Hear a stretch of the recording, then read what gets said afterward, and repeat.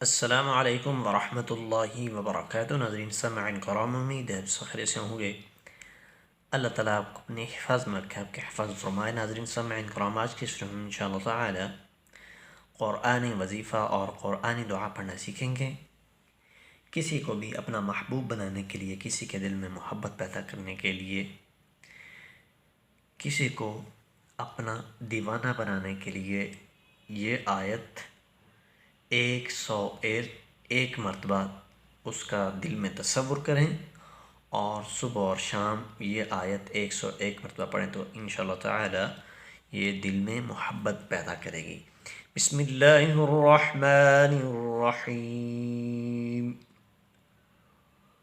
قد شغفها قد شغفها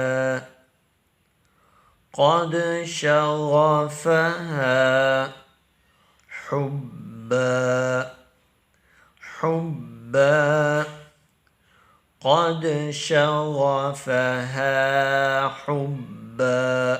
ہا اور ہا کا فرق جو ہے واضح ہونا چاہیے تاکہ تلفظ کی صحیح ادائیگی ہو۔ قد شغفها حبا